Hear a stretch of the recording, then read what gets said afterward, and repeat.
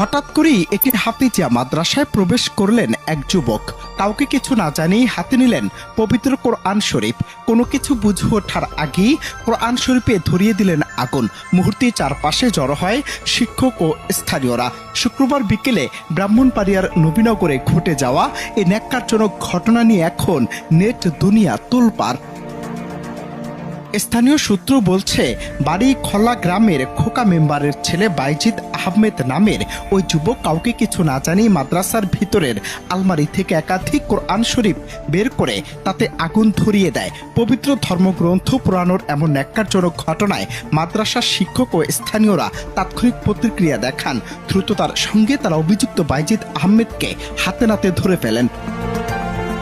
ধর্মীয় অনুভূতিতে তীব্র আঘাত হানার এই ঘটনায় স্থানীয়দের মধ্যে চরম উত্তেজনা ও ক্ষোভ ছড়িয়ে পড়েছে।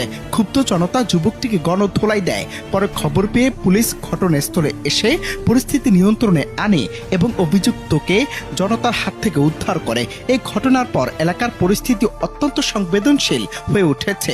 স্থানীয়দের দাবি, অভিযুক্ত বাইজিদ দীর্ঘদিন ধরে নেশাগ্রস্ত এবং মানসিকভাবে বিপর্যস্ত আচরণ করে আসছিল। এই দাবি তার এমন কর্মকাণ্ডের পেছনে কোনো মানসিক অসুস্থতা কাজ করেছে কিনা সেটাই প্রশ্ন তুলেছে।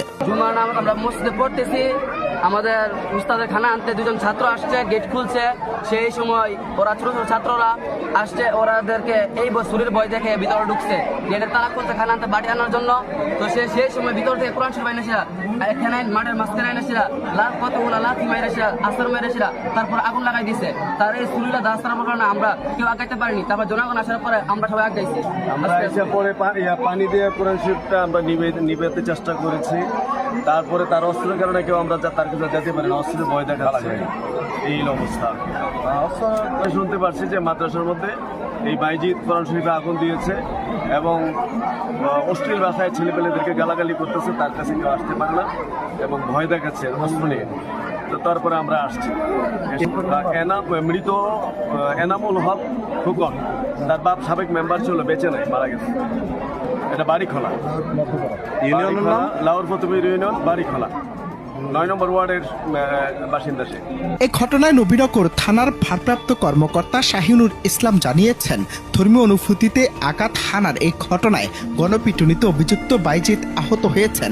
পুলিশ তাকে উদ্ধার করে প্রথমে উপজেলা স্বাস্থ্য কমপ্লেক্সে এবং পরে উন্নত চিকিৎসার জন্য সদর হাসপাতালে পাঠিয়েছে। তবে ঘটনার সংবেদনশীলতা বিবেচনায় পুলিশ সর্বোচ্চ সতর্ক অবস্থানে আছে। পুলিশ বলছে, অভিযোগ পেলে ঘটনা তদন্ত সাপেক্ষে দ্রুত আইনগত ব্যবস্থা নেওয়া হবে।